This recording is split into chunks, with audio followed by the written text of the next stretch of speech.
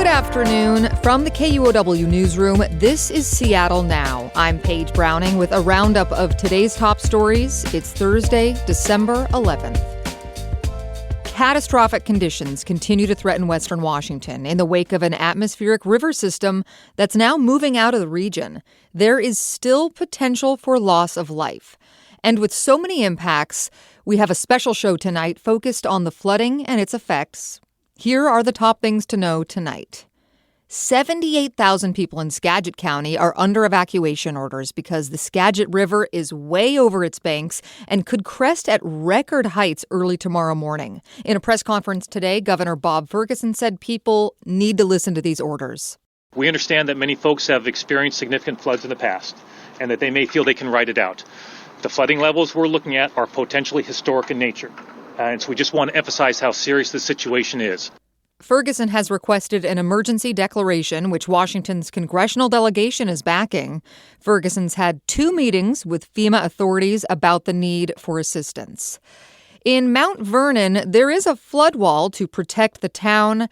Today, water is leaching through, but it's still holding up. Skagit County Commissioner Lisa Janicki says people should avoid driving through standing water or going near local dikes if they don't need to. What I did see that is nuts is people are walking their dogs on the tops of these dikes that may fail. Officials say this flood is testing the security of dikes that were repaired after flooding 4 years ago. Joshua McNichols is reporting from Skagit County today, and he came across a memory care facility in Sedro-Woolley that had to be evacuated. And it's got caution tape around it. And I kind of ducked inside and asked the folks inside what had happened, and they evacuated everybody. So they've moved to like a sister facility, or a bunch of people went, home with their families. Their families are taking care of them. And then, on that street, there was a police officer going door to door on Dunlop Street there, telling people that they need to leave, and they were going to close that street right off. Flooding is also a problem today in parts of King County. Flooding from the Cedar River is forcing some people from their homes, and Ann Dornfeld spoke with one of them, an evacuee in Maple Valley. Gina Simmons fled her home near the river yesterday. Today, her son-in-law waded through the floodwaters engulfing her house to rescue family photographs. I put them up high, but I never expected the water in the house to get so high, so then I was afraid the furniture they were on would start floating and we'd lose them too. She hopes her chickens are able to roost high enough to escape the overflowing river. It's rushing too quickly past their coop to rescue them. Simmons says in 20 years, there's never been flooding like this. Ann Dornfeld, KUOW News. There is also a flood warning for the Puyallup River area. Our colleagues talked to Rebecca Rowe, who manages an evacuated RV park, the River Park Estate. She and her husband have been helping people leave, but are still there. It is scary to know that you're going to lose all your stuff. You get to a certain age and you just find a little piece of property and you say, I'm going to live the American dream. You talk about all your life. And I'm going to go fishing. So there's a river to go fishing, and there's a little garden, and then it all gets wiped out in a day. Rose says the water has reached the driveway of her mobile home, and she'll evacuate before it's at her front door. I said if it goes up to the 3rd step, we're out of here. If the water gets too high, they plan on canoeing out with their 2 dogs.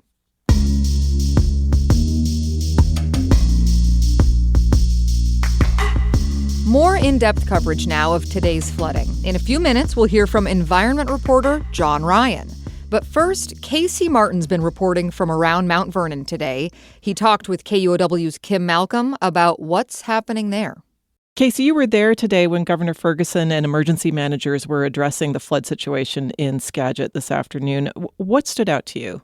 Yeah, the biggest thing that Ferguson emphasized is that this is a significant weather event, and he said that the floodwaters, could reach catastrophic levels, according to the National Weather Service. He repeated, to folks to take caution that if you've received an evacuation order, follow it. Grab your belongings, grab your pets, and get out of there. He acknowledged that a lot of people who do live in these river valleys, they have experienced flooding before, but he says this is different and it's just not worth the risk. So he's really encouraging people to get out of the area. He also made an appeal for FEMA dollars for federal assistance. He was on a call with FEMA yesterday and again today, this afternoon, and in his words, to be as persuasive as possible. He said he was going line by line with the general of the state National Guard to make their plea as convincing as possible to the federal government. Washington, of course, has been denied FEMA dollars before because of political reasons. So Ferguson says, he's reaching across the aisle. He's trying to work with as many Republicans he can to get help and get some money.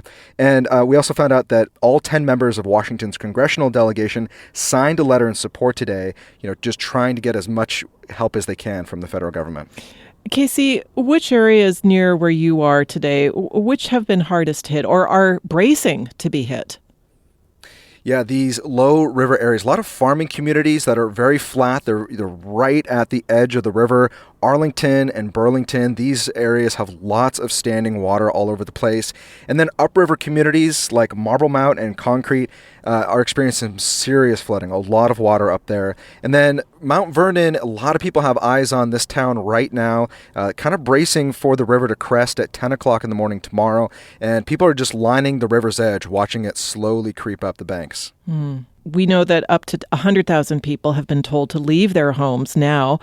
Do we know, though, how many people have sought shelter so far?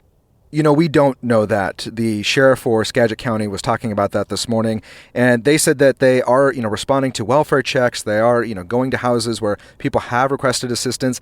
Their estimate right now is that 3,800 people needed shelter. So folks living outside or living in a car or RV sought out shelter, but we don't have a firm number of how many people actually left their homes yet. Mount Vernon officials built a wall along the riverfront years ago. How hopeful are they that it's going to hold when the river crests? The number one thing everyone is saying is that they've simply never seen the river rise so fast before. A lot of people are from this area. They grew up along the river. And a lot of folks, they mentioned 2021 when there was a lot of flooding.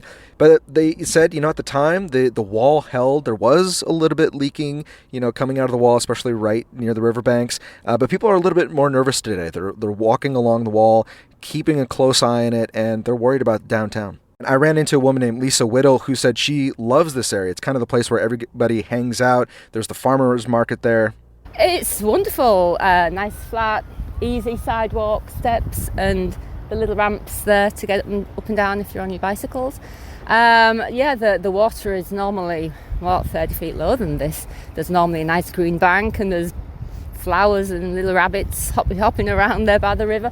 Yeah, and all of that is now under dark brown, fast-moving water this morning. And so she was, pretty sad to see that this morning. It looks a lot different. People are cautiously optimistic. They say that the wall did hold in 2021, but they are putting out sandbags, and a lot of people are boarding up their windows. And Lisa Whittle, this is how she describes seeing all that happen today. It's sad. Hopefully these will hold. I know that further down in the floodplain there are more serious issues. Yeah, it's just very, very sad. And Whittle, she actually lives a little bit higher up in the hills, so she was grateful for that, but she knows a lot of people don't have access to get to higher land. KUOW's Casey Martin in Mount Vernon today. Thank you so much for your reporting. Absolutely, thank you.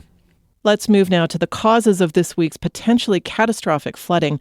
And to hear more about the conditions that brought this dire situation about, I'm joined by KUOW environment reporter John Ryan. John, welcome. Thanks, Kim.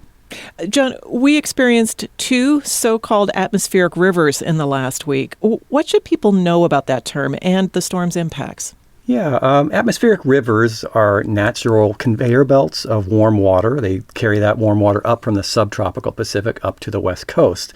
And they bring about half of our winter precipitation every year. So they're just they're a feature of the Northwest. And we might get 10 or 20 of them in a given year. But it's the biggest ones that can really lead to floods like we're seeing now. And, right now we're hearing a lot about the Skagit where impacts are very severe. But people should know that this is happening up and down Washington and even into Oregon and British Columbia. Well, it's really a broad regional kind of disaster. Mm-hmm. To the extent that this week's flooding could set records in various places. Can you explain why it's so heavy this time?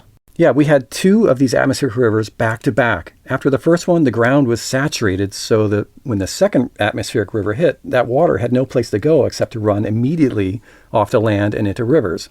And we can expect these kind of very frequent and very intense atmospheric rivers more often with a warmer climate.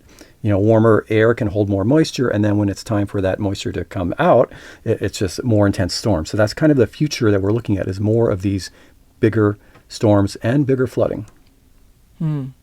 We've naturally been hearing lots about the impacts of this week's flooding on people around our region. What kind of damage could these floods do to nature around here? Well, one big one is in the rivers themselves. This is the time of year when many Chinook salmon have finished their spawning and their eggs are buried in the gravel, shallowly buried at the bottom of these rivers. And when a big flood comes down, that heavy water flow can scour out the eggs from the gravel or maybe bury them in mud, all sorts of very damaging consequences from big floods for salmon. So we can expect, as we have after past years when we've had big floods, that the following year's crops of salmon or class, I guess, of salmon will be very reduced because so many might have been killed off during these big floods. Well, John, I checked the snowpack map for Washington State just a little bit ago, and the area covering the Central Cascades right now appears to be at 3%. I don't know that I've ever seen it that low in December. That's not good, right? It is not, and it means basically at 3% of what we would expect based over the past 30 years. So it's very low. I should add that other areas in the Cascades are doing somewhat better, like the North Cascades are doing a bit better. But overall, the mountain snowpack in Washington, which we rely on for hydropower and irrigation and all sorts of things around the year, is way below its usual levels for this time of year.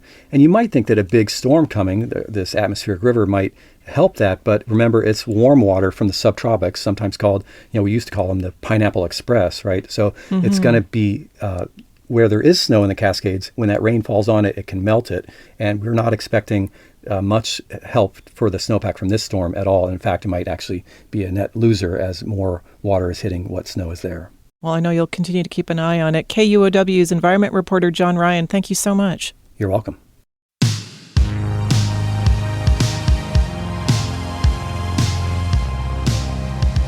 Three more things to have on your radar before we go. The first day of a trial has wrapped up over the shooting death of a 16-year-old in the CHOP, the Capitol Hill organized protest in 2020. On day one, a lawyer for the family of Antonio Mays Jr. argued he died because police and medical crews didn't respond to the scene appropriately. The trial is expected to last more than a month. Second thing, the Seattle area has seen the nation's second largest drop in new job listings. Axios reports they're down 35% from February 2020 to this October. Only San Francisco saw a sharper drop. And finally today, soccer tickets. This morning, FIFA launched its third phase of widespread ticket sales for the Men's World Cup. 6 of those games, as we've reported, will be in Seattle. In this round of sales, fans can apply for specific matches for the first time through a random selection draw. But also today, some soccer fans accused FIFA of a monumental betrayal after seeing some prices as high as $700 for first-round matches. Next time on Seattle Now, it's Casual Friday. We'll talk about the temptation to rent out your home during the 2026 World Cup. Some people might want to do things under the table. Yeah, I might be out of town. You might want to stop by. The key might be under the mat. Oh, yeah. My PayPal or Venmo account might be. Hear more tomorrow morning. That's all for today from the KUOW Newsroom in Seattle. Our producer is Andy Hurst. Today's interviews were produced by John O'Brien. And I'm Paige Browning. Seattle Now and KUOW are members of the NPR network. See you tomorrow.